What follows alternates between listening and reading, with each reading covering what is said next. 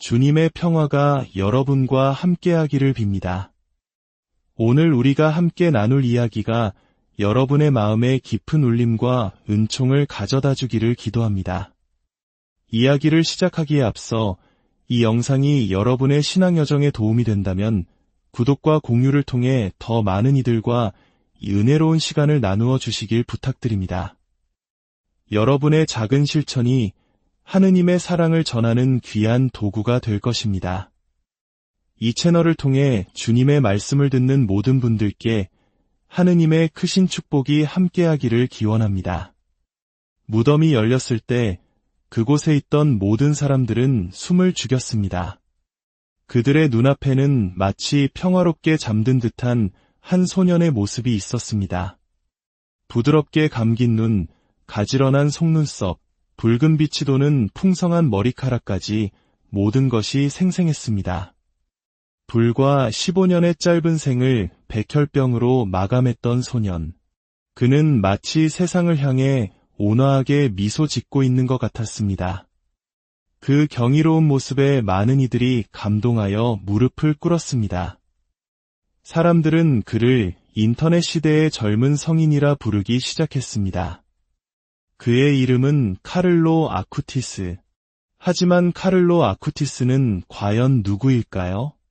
수도원에 몸을 숨기지도 수도복을 입지도 않았던 이 디지털 시대의 평범한 10대 소년이 어떻게 전 세계를 감동시킬 만큼 복음적인 삶을 살아낼 수 있었을까요? 그리고 무엇이 수백만 명의 사람들을 그의 시신 앞에서 경건하게 무릎 꿇게 만들었을까요? 오늘 우리는 초인적이거나 비범하지 않았지만 마치 천국이 자신의 모든 선택 안에서 시작되는 것처럼 매 순간을 온전히 살아냈던 한 소년의 삶을 따라가 보려 합니다. 신앙과 기술이 대립하지 않고 서로를 보완하며 순수한 마음으로 하느님을 사랑했던 한 영혼이 어떻게 교회를 위해 위대한 일을 할 수 있었는지 그 놀라운 여정을 함께 시작하겠습니다. 카를로 아쿠티스는 1991년 5월 3일 영국 런던의 포틀랜드 병원에서 태어났습니다. 그는 이탈리아 토리노의 상류층 금융사업가인 아버지 안드레아 아쿠티스와 출판 전문가인 어머니 안토니아 살자노 사이의 외아들이었습니다. 그의 집안은 대대로 보험업과 출판업에 종사하며 부와 영향력을 쌓아왔고 예증조모는 뉴욕의 부유한 지주 가문 후손이었습니다. 태어난 지 불과 2주 후인 5월 18일, 카를로는 런던 첼시의 슬픔의 성모 성당에서 유아 세례를 받았습니다. 할아버지의 이름을 그대로 물려받은 카를로는 할아버지를 대부로 외할머니를 대모로 모시고 하느님의 자녀가 되었습니다. 1991년 여름, 생후 3개월이 된 카를로의 가족은 이탈리아 밀라노로 이주했습니다. 밀라노에서 카를로는 여러 나라에서 온 부모들의 보살핌 속에서 자랐습니다. 어린 시절 유치원에서 친구들이 장난감을 빼앗아 가도 카를로는 조용히 말했습니다. 내가 화를 내면 예수님이 슬퍼하실 거야. 이 어린 소년의 온유함과 용기는 주변 사람들을 감동시켰습니다. 여름이면 외할머니와 함께 해변 마을에서 지냈는데 카를로는 해변에서 성당까지 걸어가 나이 든 할머니들과 함께 묵주기도 바치는 것을 좋아했습니다. 부유한 가정 환경 속에서도 그의 영혼은 언제나 하느님을 향해 있었습니다. 1997년 9월, 6살이 된 카를로는 밀라노의 명문 학교인 산카를로 학원에 입학하며 학업의 여정을 시작했습니다. 하지만 3개월 후 부모님은 그를 집에서 더 가까운 성 마르첼리나 수녀회에서 운영하는 마르첼리네 토마세오 학원으로 전학시켰습니다. 경건하고 질서 있는 이 학교의 분위기 속에서 카를로의 마음속에 있던 신앙의 씨앗은 조용하지만 강렬하게 자라났습니다. 매일 아침 학교에 가는 길, 카를로는 그저 평범한 학생이 아니었습니다. 그는 사랑의 눈으로 세상을 바라보는 작은 사도였습니다. 그는 길에서 마주치는 이주 노동자들, 청소부, 정원사들에게 멈추어 서서 미소를 지으며 인사를 건넸습니다. 형식적인 인사가 아니었습니다. 카를로는 그들 한 사람 한 사람의 이름을 외우고 기억하며 진심 어린 존중을 표했습니다. 그에게 모든 사람은 하느님의 얼굴을 한 소중한 존재였고 사랑받아 마땅한 이들이었습니다. 중학교를 마친 후 카를로는 밀라노의 예수의 재단 명문 학교인 레온의 13세 학원에 진학했습니다. 학업 성적은 평균 수준이었지만 지식에 대한 그의 열망은 남달랐습니다. 그는 수많은 책을 읽었으며 특히 가톨릭 서적과 컴퓨터 과학에 깊이 몰두했습니다. 훗날 컴퓨터는 그가 주님을 전하는 강력한 도구가 됩니다. 또한 그는 연주를 위해서가 아니라 영혼을 아름답게 가꾸기 위해 독학으로 색소폰을 배우기도 했습니다. 카를로에게 학업과 성화의 길은 분리된 것이 아니었습니다. 공부하고 놀고 쉬는 모든 순간 그의 삶은 하느님을 향해 있었습니다. 수업이 끝나면 그는 노숙인과 가난한 이들을 돕는 데 시간을 썼습니다.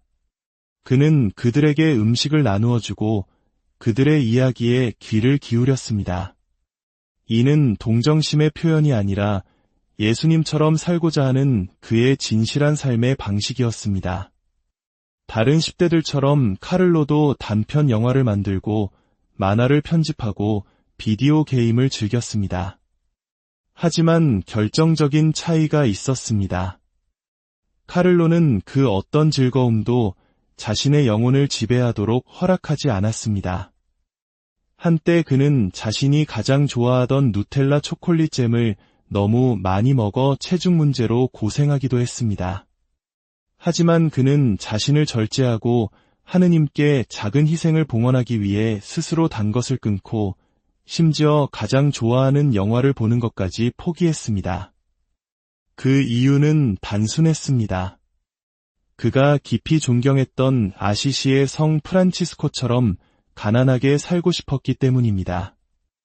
카를로 아쿠티스는 성당 안에서만 하느님을 사랑한 것이 아니었습니다.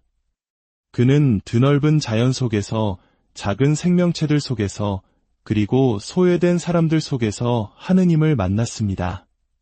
그에게 세상은 단순히 살아가는 공간이 아니라 온 마음으로 지켜야 할 에덴 동산이었습니다. 그의 자연 사랑은 말에 그치지 않았습니다. 가족과 함께 산책할 때면 그는 길에 버려진 포장지, 깡통, 담배꽁초 같은 쓰레기들을 주워 자신의 주머니에 채워 넣었습니다. 아들이 주머니 가득 쓰레기를 넣고 다니는 것을 본 아버지는 그가 더 편하게 지구를 위한 작은 봉사를 할 수 있도록 집게를 선물해 주기도 했습니다. 바다에 가서도 카를로는 다른 아이들처럼 마냥 쉬지 않았습니다. 그는 스노클과 오리발, 고무보트를 챙겨 물속으로 들어가 사람들이 버린 쓰레기를 건져 올렸습니다. 마치 주님께서 창조하신 세상의 아름다움을 지키는 젊은 생태학자처럼 그는 조용히 자신의 소명을 다했습니다. 그의 사랑은 작은 동물들에게까지 이어졌습니다. 집에서는 고양이 2마리, 개 4마리, 그리고 금붕어를 키웠습니다. 길 잃은 동물을 볼 때마다 그는 부모님께 데려와 키우자고 졸랐습니다. 그의 마음은 어떤 작은 생명도 외면할 수 없었던 것입니다. 한 번은 한 무리의 아이들이 작은 도마뱀을 짓밟은 것을 보고 진심으로 분노하며 마치 신성한 피조물을 지키듯 그 작은 생명을 보호했습니다. 자연뿐만 아니라 카를로는 자기 주변의 약한 이들을 지키는 수호자이기도 했습니다. 학교에서는 괴롭힘당하는 친구들, 특히 놀림받는 여학생들의 편에 서서 용감하게 그들을 변호했습니다. 그는 잘못된 행동을 하는 남학생들을 꾸짖어 그들의 태도를 바꾸게 했습니다. 친구 둘이 싸우는 것을 목격했을 때 그는 외면하지 않고 두 사람을 모두 집으로 초대하여 그들의 이야기를 들어주고 화해시켰습니다. 그는 어린 나이에도 평화를 이루는 사람이었습니다. 또한 그는 부모님의 이혼으로 힘들어하는 친구들을 집으로 초대해 가족의 따뜻함을 느끼게 해주며 그들이 외로움에 방치되지 않도록 돌보았습니다. 저녁에는 외할머니께 부탁해 간식을 준비한 뒤 집 근처 공원에서 지내는 노숙인에게 몰래 가져다 주었습니다. 거기서 그치지 않고 자신의 용돈을 쪼개 그가 다음날 아침 따뜻한 커피 한 잔이라도 마실 수 있도록 나누어 주었습니다. 어느 해 생일, 조부모님께 아주 멋진 새 장난감들을 선물 받았지만 카를로는 그것들을 밀라노에 카푸친 작은 형제의 수도원으로 가져갔습니다. 장난감을 한 번도 가져보지 못한 가난한 아이들에게 전해주기 위해서였습니다. 그는 이렇게 말했습니다. 저는 이미 충분히 가지고 있어요. 이 친구들이 선물을 받으면 더 기뻐할 거예요. 카를로 아쿠티스는 소위 무늬만 가톨릭인 가정에서 태어났습니다. 세례대장의 이름이 있고 성당에서 결혼식을 올렸지만 실질적인 신앙생활은 거의 없는 집안이었습니다. 어머니 안토니아는 신앙생활을 하지 않는 현대적인 이탈리아 가정에서 자랐습니다. 비록 성당에서 결혼했지만 그녀는 이렇게 고백했습니다. 저는 미사에 가지 않았고 기도하지도 않았습니다. 신앙은 제게 모호한 개념일 뿐이었어요. 아버지 안드레아 역시 금융계에 종사하는 성공한 지식인이었지만 종교적인 삶과는 거리가 멀었습니다. 그러나 하느님께서는 가장 예상치 못한 길을 선택하셨습니다. 그분은 사제나 강론 혹은 기적을 통해 그들 부부에게 다가오지 않으셨습니다. 그분은 바로 그들의 첫아들 카를로를 통해 오셨습니다. 3살 때 카를로는 인생의 큰 슬픔을 마주하게 됩니다. 바로 외할아버지의 죽음이었습니다. 며칠 전 카를로는 외할아버지가 병자성사를 받는 거룩한 순간을 목격했습니다. 엄숙하고 경건한 분위기 속에서 이 어린 영혼은 무언가 신성한 일이 일어나고 있음을 직감한 듯했습니다. 외할아버지가 돌아가신 지 얼마 후 카를로는 꿈에서 외할아버지를 만났습니다. 외할아버지는 간절한 눈빛으로 자신을 위해 기도해달라고 부탁했습니다. 다음날 아침 카를로는 스스로 외투를 입고 외할머니에게 성당에 데려가 달라고 졸랐습니다. 할머니가 이유를 묻자 아이는 어른들의 눈시울을 붉히게 하는 대답을 했습니다. 할아버지를 위해 기도하고 싶어요. 할아버지는 예수님을 만나러 가셨어요. 아무도 그에게 가르쳐주지 않았지만 순수하고 깨끗한 믿음이 그의 어린 영혼 안에서 스스로 피어난 것입니다. 바로 그 순간 기도초의 희미한 불빛과 오래된 성당에 울려 퍼지는 기도 소리 속에서 카를로 아쿠티스의 평생에 걸친 영적 여정이 시작되었습니다. 나이가 들수록 카를로는 미사와 성체, 묵주기도와 성경을 더욱 갈망했습니다. 부모님을 놀라게 한 것은 그의 지식이 아니라 그의 삶 아주 작은 부분에서부터 흘러나오는 거룩함이었습니다. 자비로운 마음, 순수한 영혼, 삶에 대한 기쁨, 그리고 무엇보다 예수님을 향한 조건 없는 사랑이었습니다. 어머니 안토니아는 이렇게 회상합니다. 카를로가 저를 다시 신앙으로 이끌었습니다. 아들은 제가 대답할 수 없는 질문들을 던졌고 저는 아들과 함께 걷기 위해 교리를 다시 공부해야만 했습니다. 훗날 카를로가 처형 성체를 준비할 때 안토니아는 어린이 교리교사로 봉사해달라는 요청을 받았습니다. 그녀는 자신이 자격이 없다고 걱정했지만 하느님께 온전히 속한 아들의 눈빛을 보며 깨달았습니다. 바로 아들이 자신에게 믿음을 다시 가르쳐주고 있다는 것을. 아쿠티스 가족은 변했습니다. 그들은 아들과 함께 매일 미사에 참여하기 시작했습니다. 사제들을 집에 초대해 식사를 대접하고 함께 묵주기도를 바치고 성경을 읽었습니다.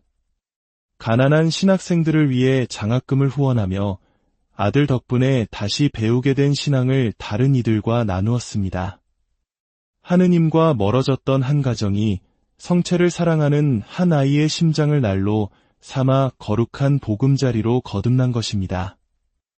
카를로의 집에는 라제시 모후르라는 특별한 가정부가 있었습니다.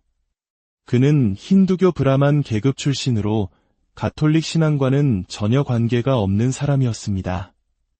하지만 그는 그 집에서 불과 몇 살밖에 안 되었지만 뜨거운 사랑의 불꽃을 간직한 소년 카를로를 만났습니다. 어느 날 4-5살 무렵의 카를로가 라제시에게 다가와 껌 한 조각을 건네며 환하게 웃었습니다. 그 작은 친절의 순간부터 두 사람 사이에는 단순한 고용관계를 넘어선 영혼의 우정이 싹텄습니다. 라제시는 카를로와 함께 성인들의 삶을 다룬 만화 영화를 보고 어린이 성경을 읽으며 때로는 성당에 따라가기도 했습니다. 카를로는 강요하거나 논쟁하지 않았습니다. 그는 그저 자신의 삶으로 복음을 보여주었고 그 삶 자체가 가장 강력한 설교였습니다. 라제시는 이렇게 증언합니다. 성당에 갈 때마다 카를로는 다른 아이들처럼 장난치지 않았어요. 그는 곧장 제대 앞으로 걸어가 무릎을 꿇고 눈을 감았습니다. 마치 보이지 않지만 실제하는 누군가와 깊은 대화를 나누는 것 같았어요. 카를로는 라제시에게 묵주기도 바치는 법을 가르쳐주고 성체성사의 신비와 루르드의 성모님에 대해 이야기해 주었습니다. 라제시는 카를로가 자신의 생일과 성탄절 선물을 모두 모아 공원에서 팔아 그 돈으로 노숙인들을 위한 빵과 침낭을 사는 모습을 보고 깊은 감동을 받았습니다. 그는 말했습니다. 저는 그 어린 소년 안에서 살아계신 하느님을 보았습니다. 그의 행동은 평생 누구에게도 들어보지 못했던 가르침을 제게 주었습니다. 결국 라제시는 세례를 받기로 결심했고 세례성사, 견진성사, 처령성체를 받으며 하느님의 자녀로 다시 태어났습니다. 이뿐만이 아니었습니다. 라제시의 가장 친한 친구 역시 카를로의 집에 방문했다가 그가 들려주는 하느님 이야기에 감화되어 가톨릭 신자가 되었습니다. 심지어 라제시의 어머니마저 아들을 만나러 왔다가 카를로와 함께 미사에 참여하고 그의 이야기를 들은 후 세례를 받았습니다. 12살이 되던 해 카를로는 밀라노의 산타마리아 세그레타 성당에서 교리교사로 임명되었습니다. 이탈리아에서는 10대 청소년이 교리교사로 봉사하는 것이 드문 일은 아니지만 대부분 15세 이상이었습니다. 불과 12세 소년이 교리교사로 선택된 것은 그가 단순히 교리 지식이 뛰어났기 때문이 아니라 그의 삶 자체가 다른 이들에게 깊은 신앙적 영감을 주는 살아있는 증거였기 때문입니다. 당시 본당 신부님은 이렇게 증언했습니다. 카를로는 유난히 맑은 영혼을 가진 젊은이였습니다. 그는 부모님, 하느님, 친구들, 그리고 심지어 자신을 덜 사랑하는 사람들까지도 사랑 안에서 성장하기를 진심으로 원했습니다. 이것이야말로 교리를 암기하는 것이 아닌 모든 관계 속에서 복음을 살아내는 참된 영적 성숙의 척도였습니다. 카를로는 어릴 때부터 거룩함에 대한 비범한 사랑을 보였습니다. 동갑내기 친구들이 비디오 게임이나 슈퍼히어로에 열광할 때 카를로는 성인들의 실제 삶 이야기에 매료되었습니다. 그는 성인들의 전기를 읽고 연구하며 그들과 영적인 우정을 나누었습니다. 특히 그는 가난하지만 하느님을 향한 사랑의 불꽃으로 가득 찼던 아시시의 성 프란치스코를 깊이 사랑하고 존경했습니다. 복음을 살기 위해 모든 것을 버리고 가난과 겸손의 길을 걸었던 성 프란치스코의 삶은 어린 카를로의 영혼에 깊은 울림을 주었습니다. 그는 성 프란치스코는 복음적인 삶이 인간이 가질 수 있는 가장 위대한 모험이라는 것을 깨닫게 해주신 분이라고 말하곤 했습니다. 카를로에게 아시시는 영적인 고향과도 같았습니다. 성 프란치스코 대성당에 들어서면 그는 마치 성인과 직접 대화하듯 몇 시간이고 조용히 기도에 잠겼습니다. 또한 그는 파티마의 어린 목동들인 프란치스코와 자신타 마르토, 그리고 성유한 보스코의 영적 아들이었던 도미니코 사비오를 존경했습니다. 성체를 지키기 위해 목숨을 바친 어린 복사성 타르치시오의 이야기를 들을 때면 눈물을 흘리며 저도 성 타르치시오처럼 성체의 수호자가 되고 싶어요 라고 말했습니다.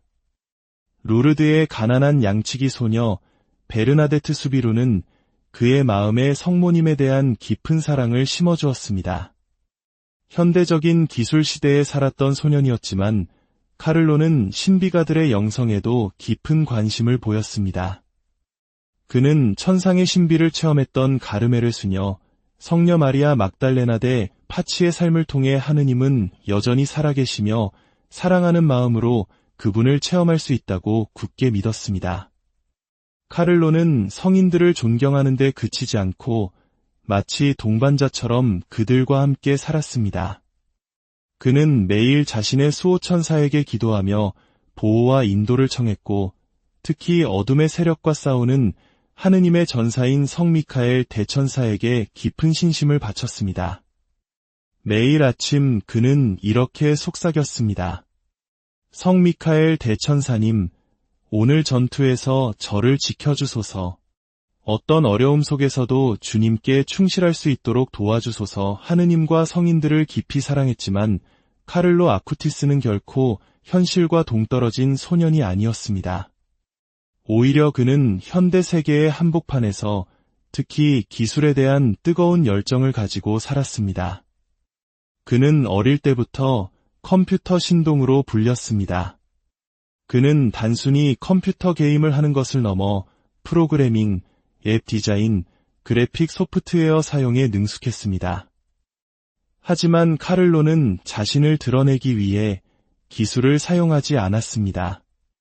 그는 다른 이들을 섬기기 위해 자신의 재능을 사용했습니다.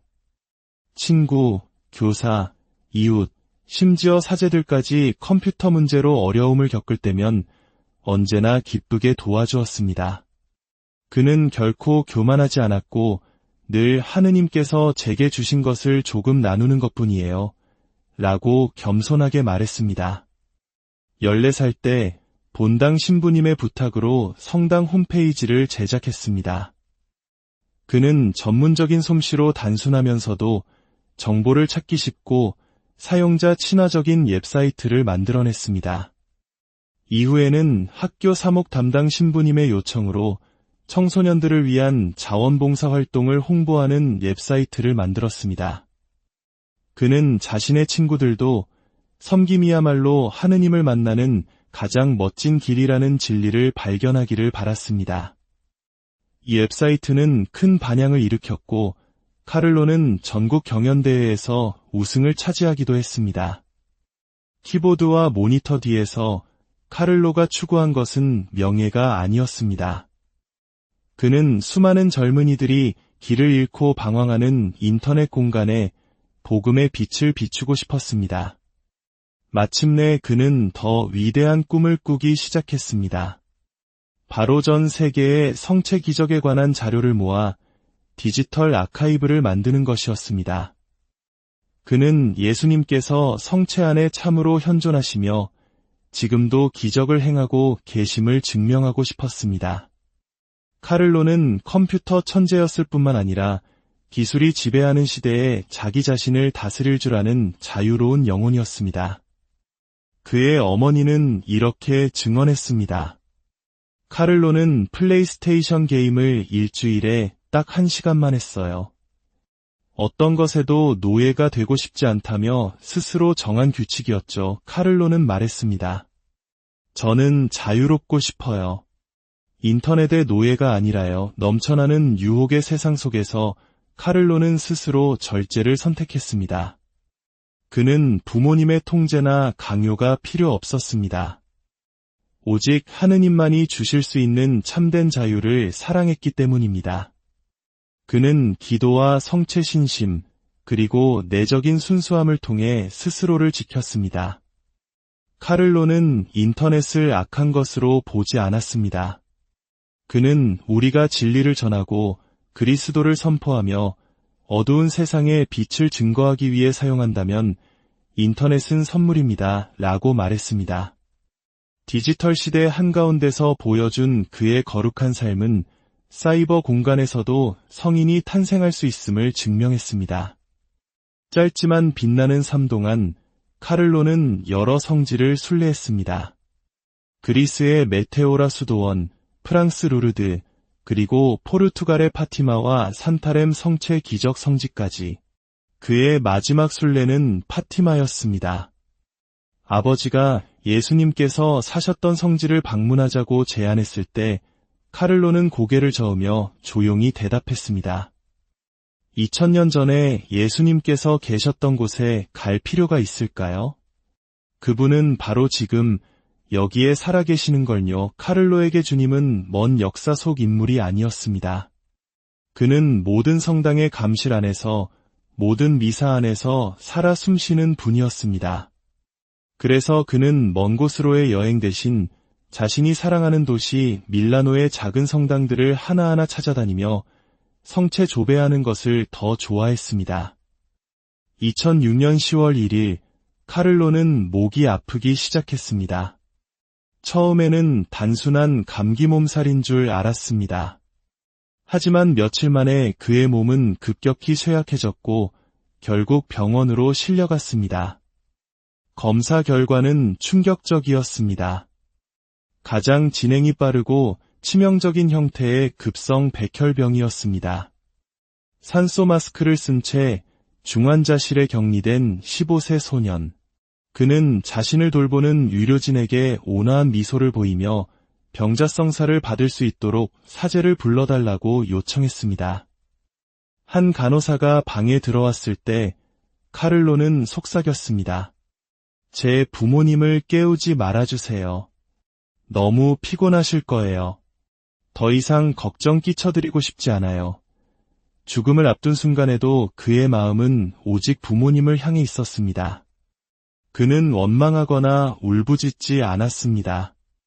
오히려 그는 자신의 모든 고통, 열, 숨가쁨, 잠 못 이루는 밤들을 교황님과 교회를 위해 하느님께 봉헌했습니다. 의사가 많이 아프니? 라고 물었을 때 그는 미소 지으며 대답했습니다. 저보다 훨씬 더 고통받는 사람들이 많이 있는 거려. 그가 어머니에게 남긴 마지막 말은 용감한 신앙 고백이자 세상 그 어떤 어머니도 잊을 수 없는 거룩한 위로였습니다. 엄마, 두려워하지 마세요. 예수님께서 사람이 되신 이후로 죽음은 영원한 생명으로 가는 길이 되었어요. 우리는 도망칠 필요가 없어요. 영원한 삶 속에서 무언가 특별한 것을 경험할 준비를 해야 해요. 2006년 10월 12일 저녁 6시 45분, 카를로는 조용히 눈을 감았습니다. 그가 그토록 갈망하던 영원의 세계로 들어선 것입니다. 그의 시신이 집으로 돌아오자 나흘 동안 친구와 친척뿐만 아니라 수많은 낯선 이들의 조문 행렬이 끊이지 않았습니다. 오랫동안 교회를 등졌던 많은 젊은이들이 그의 장례식에 왔다가 다시 미사에 참례하기 시작했습니다. 죽어서도 카를로는 다른 이들의 영혼의 생명을 불어넣었습니다. 카를로의 마지막 소원은 자신이 사랑했던 성 프란치스코의 고향 아시시에 묻히는 것이었습니다. 2019년 4월 6일 그의 유해는 아시시의 한 성당으로 장엄하게 옮겨졌습니다. 운구 행렬이 지나는 동안 성가대는 이 날을 위해 특별히 작곡된 노래를 불렀습니다. 그 멜로디는 사람들의 마음에 깊이 울려 퍼졌습니다. 내가 아니라 주님께서 내 안에 사시네. 나의 영광이 아니라 그분의 영광을 위해, 이 삶이 아니라 영원한 생명을 위해 카를로의 죽음은 고요한 끝이 아니었습니다. 그것은 전 세계적인 영적 각성의 시작이었습니다.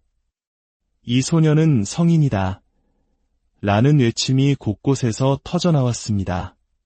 그리고 마침내 그가 세상을 떠난 지 불과 7년 만에 밀라노 대교구는 현대교회 역사상 유례 없이 빠른 속도로 그의 시성 절차를 시작해달라고 요청했습니다.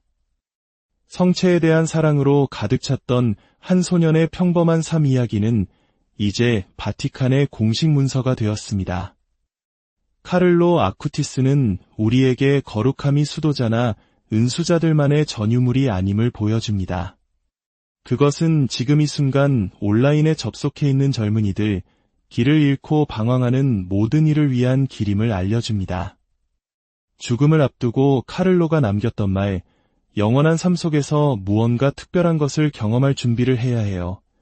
라는 그 말은 지금을 살아가는 우리 모두를 향한 초대입니다. 온전히 살아가십시오. 하느님의 마음에 들게 살아가십시오. 마치 천국이 바로 오늘 시작된 것처럼 카를로는 우리 세대에게 돈이나 명성이 아닌 빛과 사랑, 그리고 영원한 기쁨이라는 영적 유산을 남겼습니다. 이제 우리 차례입니다. 성체를 사랑하고 기도하며 카를로가 말했듯이 복사본이 아닌 원본으로 살아가며 저마다의 방식으로 성인이 되어야 합니다. 그가 남긴 약속처럼 말입니다. 만일 우리가 매일 성체 앞에 나아간다면 우리는 곧장 천국으로 가게 될 것입니다. 전능하신 천주 성부와 성자와 성령께서는 여기 모인